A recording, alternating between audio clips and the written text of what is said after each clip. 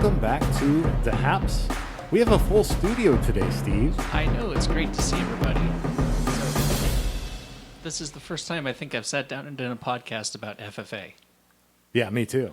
Absolutely. But I'm looking forward to it. We have some very good guests to get started with. Yeah, let's start off with Mr. Jacob Bowers. He's the teacher.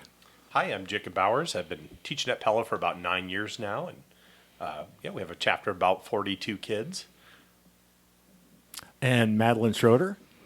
I'm a freshman here at the high school, and I've been doing ag for about a semester and a quarter, and it's been pretty fun. Drake Groover. Hi, I'm a freshman at Pella High School, and I've been also doing ag for about a semester and a half. I'm disappointed that you didn't come wearing a whoopee cushion outfit today. Yeah, it is pretty warm. What's the story behind that? Yeah, so tell us the story about your whoopee cushion. Uniform. It was homecoming, I think. Yeah. And we had to wear something pink. And it was about the only thing I could find that was pink and a shirt. And I thought, why don't we just wear a whoopee cushion costume since it's pink and show off freshman powers and colors during homecoming. It was hilarious. Absolutely hilarious. Did you dress up, Maddie? Yeah, but I didn't go extravagant and wear a whoopee cushion outfit. I don't blame you. Yeah. How about you? Did you dress up? Mr. I Bowers? actually had National FFA convention during that time, so I think that I think I was actually gone that day. Okay. Well, let me start off by telling how I met you guys. I drove the school bus. So this class went out to the sheep farm 3 times a week, and I drove the school bus, and I got to hang around with these guys. I took pictures, took some video and stuff like this, and I had a really good time. I even brought my daughter and my wife and my son along. They had a good time, and I thought, let's have them on and talk about this experience a little bit. Put them on the spot, find out what they learned from this experience, and teach Steve a little about FFA. Yeah, I really know nothing about raising sheep. They make wool. That's about the extent of it. So. Well, that's good because we raised hair sheep for this round. So, But you never sheared them. You never sheared the sheep, did you? yeah, well, we were heading into winter, so okay. and also they were a hair sheep, so you really wouldn't need to shear those. I didn't know that. Okay, all right. So, Mr. Bowers, when did this project start? I don't remember the specifics. Honestly, this probably started back in 2017, 2018. For my Ag 2 final, so for my sophomores, they have to write a grant proposal to Farm Credit Services for something that they wanted to learn about in ag class, because a lot of times there's just a variety of things that we cover in the curriculum, but maybe they didn't quite get to cover what they wanted to in the class, and just animal science was definitely something that students kept asking for more of. So we actually started with a group of students that wanted to write a grant for a Pella, P-A-L-A. It was a portable animal learning academy, and really what it was a really, really large tent with some cattle panel around it. And the thought process was that we would bring in livestock from local farmers for the kids to work with just outside my classroom door. We worked with Justine Stevenson from Farm Credit Services to write that grant and kind of try to make it a little more realistic. And, and then through that process, we kind of realized, it's not very practical to actually go out to someone else's farm, get the animal, bring it back, and stuff like that. So we did a lot of reflecting on it after they finished the proposal. And then about a year later, that's when we realized, maybe we should actually be pursuing starting a school farm. And so I took an officer team out to Pleasantville. Pleasantville FFA has a really, really nice livestock facility. So they kind of helped mentor us through that. And then from there, just started at making some cold calls and to people that we thought might be interested in hosting us for either hogs or cattle or sheep or something like that. And Sure. Luckily, Carol Mapes, I had never met her before, but we had a quick 5-minute conversation, and then she invited me out to her house and then she said, well, let's give it a try. And so we've done two seasons of it so far. So this was the second season then? Yeah, this was the second season of raising lambs out there. So we've actually had 3 groups out there because last year's freshman class raised lambs, and then these guys also raised lambs. But this summer, FFA members were able to purchase their own lambs to actually raise at the farm, and they either sold those just as a production project, just so they could learn how to kind of play the market a little bit, and then other students use them to actually sell and raise to actually show at the county fair and at the state fair levels. Okay. Where did the sheep come from? We went to Colfax, so so I actually go up to Colfax, and then we just do a little bit of bidding just to kind of figure out what sheep are actually in the price range we're willing to pay for, and then end up bringing those home. So. Okay. And did the kids have a part of that process? The last 2 years, no, they have not. Okay. But we haven't worked out with the principal to make that a field trip because the problem with going to Colfax is that it's only on Saturdays. So what we're working towards for the next season, so for next year's Ag 1 class, is to actually go to Kelowna because we could actually make a field trip out of that. We could leave at probably around 7:30 in the morning, and they could actually do their own bidding and buy the lambs as a class and then bring them back to the farm. Oh, that's fantastic. And then take them back out to actually sell them when we're ready to sell, so they could see both the buying and the selling side. So how big is your farm and where is it? It's about an acre, and it's just south of Pella. There's a big Blueprint Cattle Company sign, it's out at Carol Mapes' house. She and her husband Sumner had raised cattle out there for a long time, and their son Elliot still does. And so we just have about an acre of pasture that was used for cattle that we've converted into use for lambs. Maddie, what was your favorite part of this process? So I want to go to school to become a vet, a large animal vet. And so when we went over the vet science aspect of it and all the castrations and tail docking and ear tags and everything, that's what I was more key into and excited about. So once we got to the sheep farm and it was time for us to dock tails and castrate and everything, that's where I wanted to strive in and do all. And so once it was, Mr. Bauer said, you kids get to do this. These are your guys' lambs. That's probably my favorite part is when we got to do that. How about you, Drake? My favorite part about it was we got to not only leave the school, as we got fresh air outside, and it was more hands-on learning than let's just sit in a classroom, do a packet, or write on paper, and that's what I really enjoyed, is we're actually getting out and doing something for once. Did you guys get attached to the sheep? I got attached to like 2 or 3. There were a couple of them that we got pretty attached to. What was their names? George and Charlie Brown. I like those two the best. Our 2 different ag classes, all of their names were different. They weren't the same for both ag classes. So ours was Tubby and Karen. And Karen never wanted to be caught or handled with whatsoever. And Tubby just stood there and ate all the food. So they lived up to their names. Yep. Mr. Bowers, what stands out as something that you saw students excelling at, or let me rephrase that. What stands out as something you saw these students, what am I trying to say, Steve? Well, what made these students, what inspired you to want to do this for them, to expand the program in this way? Well, honestly, going back to what Drake said, sometimes, I hope I don't get in trouble for saying this, but sometimes in education, I feel like we definitely are moving towards more packet work.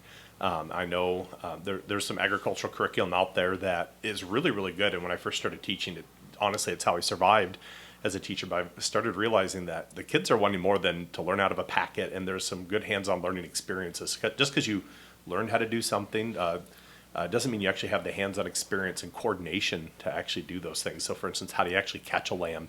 And honestly, I think we spent the whole sometimes we'd spend a half a class period or an entire class period just trying to get our hands on the lambs and learning how to actually work together as a team.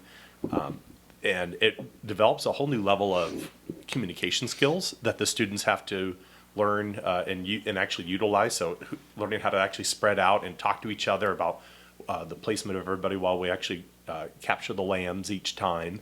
And then also just the team building that goes into actually breaking a lamb down so that way we can administer a shot or give it an ear tag. I think those communication and team building skills are really, really what I was really hoping to strive for. And then also with the hands-on learning side, because a big part of agriculture is just learning to actually communicate with each other about what our specific goals are. And and what needs done done at specific businesses. So, you named all the sheep, do they have like their own little personalities, and do your attempts to get them, do you adjust your attempts to get them to their personalities? Oh yeah, in the beginning, all of the sheep, they didn't know what to do with all the people that were there, and so they would always scatter everywhere, and you couldn't really keep them in one area for very long. And once we started working with them and leading them around and breaking them down and getting them used to human interaction, they were pretty much always in one spot the whole time, and we could easily walk up to them and grab them if we were in a large group and handle them like we would normally would. Yeah. They just really liked us after a while. The first thing is they wanted to get used to the land. It was a new area. I think after mainly 2 weeks, we were able to at least kind of get near them. They could get comfortable. And then nearing the end, I mean, we would just walk up. They wouldn't even try to move. They'd just be in the corner, and we'd walk up, and we could do our own thing with them the whole class. I think we'd actually only had the lambs for maybe a week, and there was an assembly at school that we wanted to bring the lambs in for. I remember and that. I went out to the farm to actually go grab a couple lambs to bring in for the assembly, and the flight zone, which is the distance that the animals are willing to let us actually approach at, I guess, was so great that I could not get my hands on them. But then by the end of the semester, I think that I definitely probably could have gotten my hands on 3 or 4 of them. Yeah. Karen was definitely a lamb that She wanted out of there so bad. Very specific students were in charge of that particular lamb, just because she was pretty evasive. Okay. And have you had any discussions? I know Pleasantville, they've had their livestock farm for years, and the school district just recently finished the purchase of the land. Have you approached, Mr. Ebling or anybody, the school board, about purchasing some land for a more permanent school farm? We haven't yet. But they only haven't been around just over a year, really. I really want to make sure that we have some good statistics of how many students are joining the program, because we have seen an increase. And then also just the demographics of who's joining the classes. For instance, when I first started teaching, it was pretty much about 80% male to female ratio. And now we're getting really a lot closer to the 50-50, which I think looks really, which is awesome for the program. And then also we want to try out actually raising some pigs. So we potentially have some leads on starting a pig farm, and then we'd also like to get a turkey farm going and just see how sustainable is that. So for instance, for the sheep farm, I thought this was going to cost a lot of money each year. And I think what we're starting to realize is that once we have the initial investment of putting up fence and having facilities in place, it's almost more of a neutral project as far as finance goes. Because I think last year we lost about $20 a lamb, and then this year we made about $60 a lamb.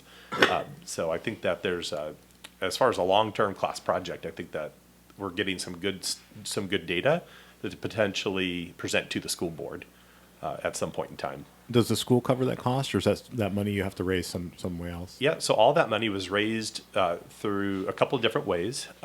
One of them was we actually do a pie auction at our FFA banquet each year. So the FFA members, everybody brings in a pie, and then we sell those, and that can bring in between $1,500 to $2,500. Wow. As a pie as a project, I guess. And then Farm Credit Services has actually donated some money too. I think they've donated probably around $4,000, $4,500 towards this project. Same with Two Rivers Cooperative in Land O'Lakes. They've donated towards the project as well Oh, excellent. through a matching funds grant. So. Okay. And again, just the bulk of the cost came into facility updates because we had to fence in that whole acre and and just buying different things that are just they just don't think about, I guess, for raising lambs. 42 students, is that the typical size of a chapter? That's probably just a little bit low, actually. I would assume that last I heard, I think the average chapter size is about 50, 55. So, but we have some specific things in place at our chapter that does reduce the numbers. So, for instance, we hold kids accountable to you need to attend 7 of the 9 FFA meetings that we have each month, and it's a 2-hour meeting the first Tuesday of every month, and they have to participate in a skills development event, so a skills contest, a leadership contest. They have to participate in the state fair and also be active in their committee. So we have some pretty high expectations. And so, so that does kind of reduce the number down to that 42 mark. Just because, we do have some pretty high standards as a chapter. So I couldn't help but notice you mentioned pie. What's your favorite kind of pie, Drake, for the auction? What do you bring to the auction? My favorite pie would either be a pumpkin or apple. You have to get the apple pie though, correct? Like if it's not good apples, then the pie's not good. Any pumpkin though, I'm fine with. I prefer triple berry or raspberry pie. Oh wow. How about you? Yeah, and these guys actually have not gone through the pie auction yet. So what's fun is the chapter raises the funds for the incoming freshmen that have never had experience to FFA or the sheep farm before. But for me, I always bid on the strawberry rhubarb. Those seem to be the best ones. But I actually did just right before I came here, just got done with making a triple berry pie at home. So And you didn't bring any. no, so it just came out of the oven, so it's too hot. Sorry. Oh man. Well, you'll have to get Maddie to You try gotta- some. Gotta and- bring some to school on Yeah. Tuesday. As far as your livestock farm and growing it and stuff, how much time like each week do these students spend with these animals? Is it hard to calculate? Well, we go out about 3 times a week is what our goal is, and it's 45-minute class periods. Takes about 10 minutes to get out there and 10 minutes to get back. So really in a class period, they are only getting 30 minutes of work time with those lambs, but there were 2 sections of Ag 1. So, about an hour, about 6 hours a week is probably what that comes out to.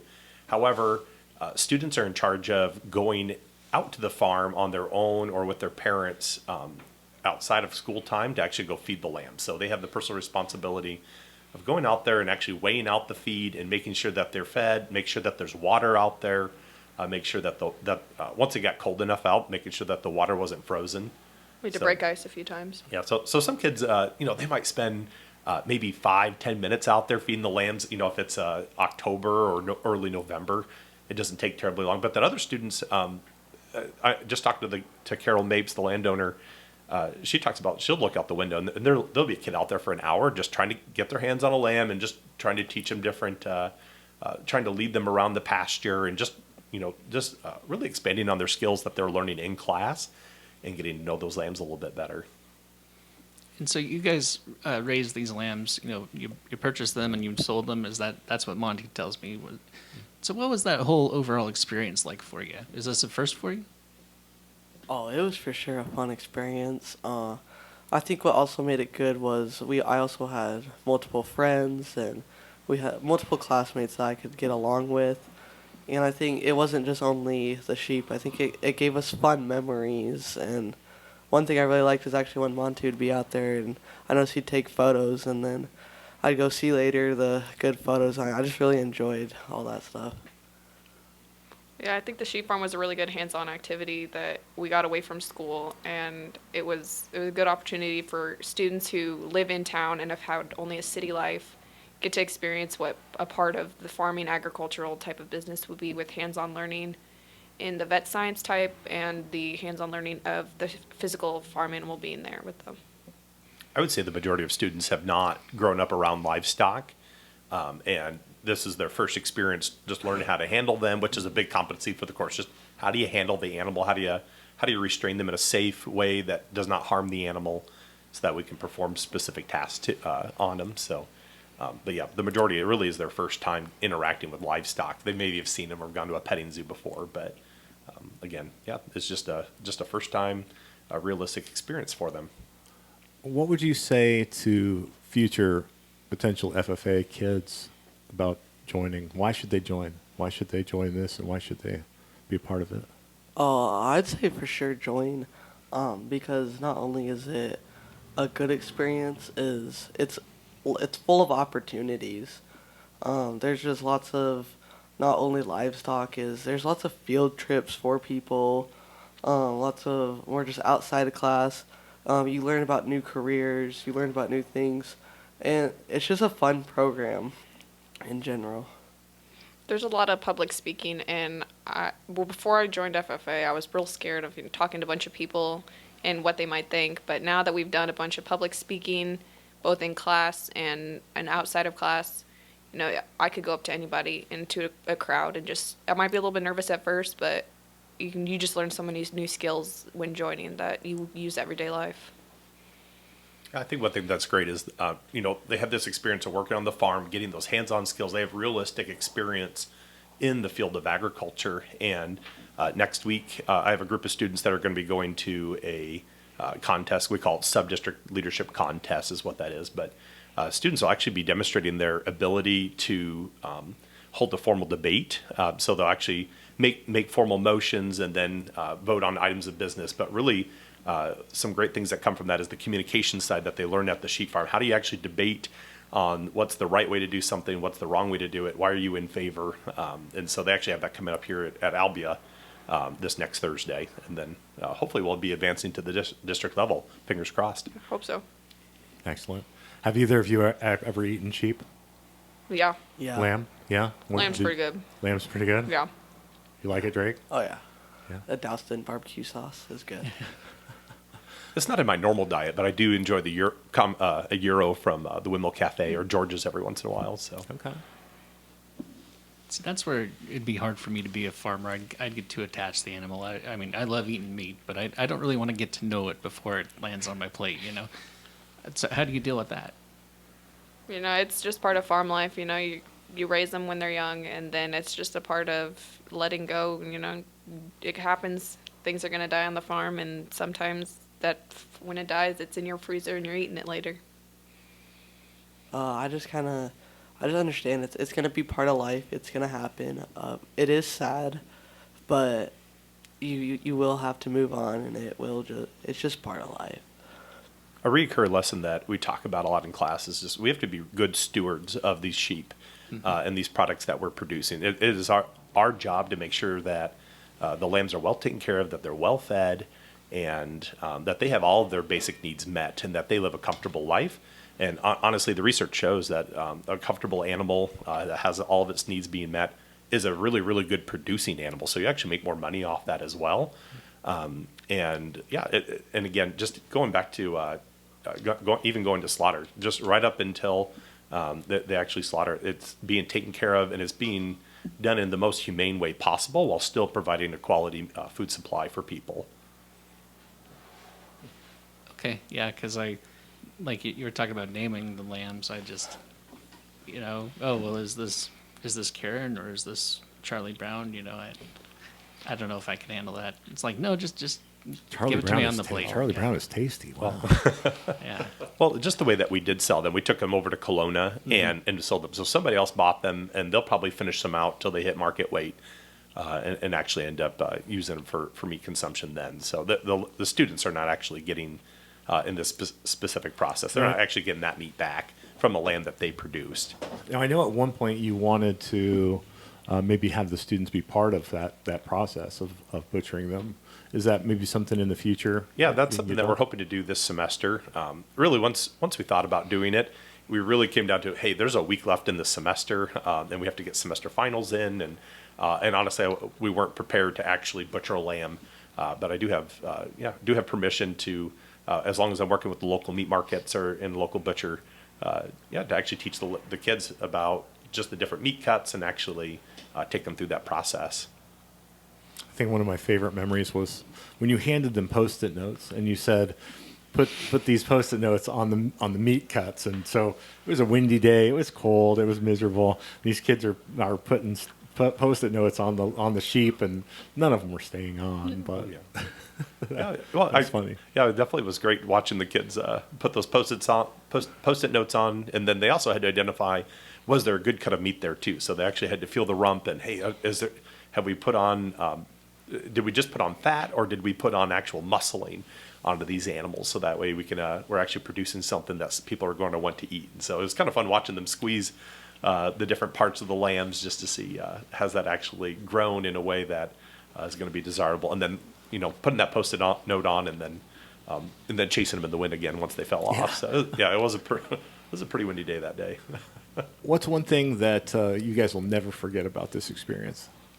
Oh man, the day that we had to learn how to give shots, and Mr. Bowers is giving a demonstration on how to make a subcutaneous shot under the skin, and he's explaining to you how not to poke yourself, and he takes the cap off and struggles to take the cap off, and in the process he pokes himself again, first time, and then trying to give subcutaneous, the sheep moved, and he poked himself again, and there was just blood everywhere. It looked like he had massacred the sheep.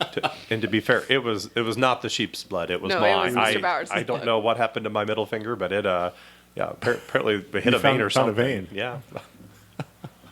How about you, Drake? I'm for sure never gonna forget when we were all done and we there's all these hedge balls, and so we were like smashing hedge balls and stuff. And I asked Bowers, "Can I throw this one at this tree?"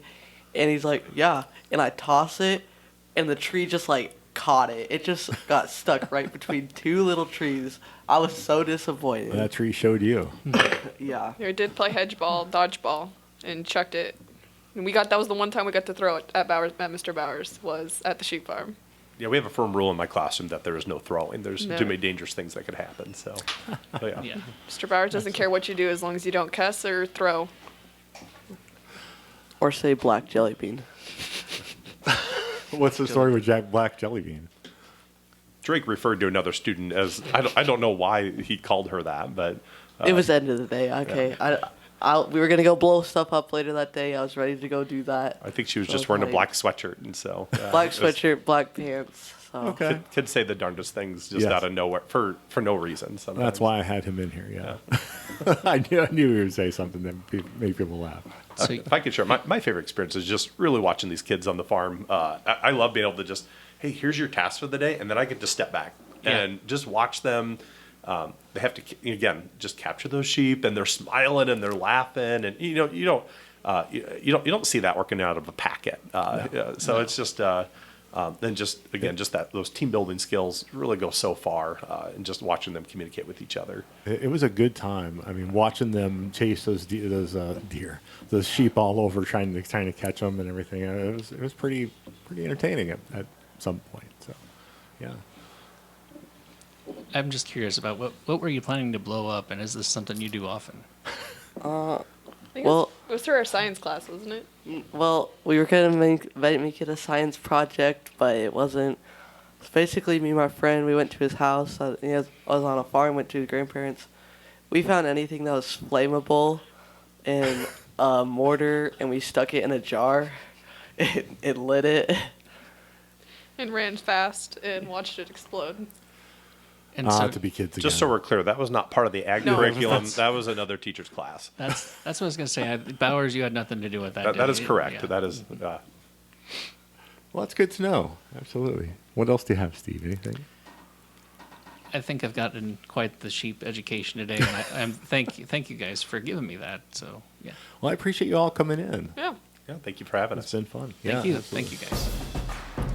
This is the Haps. We'll be back.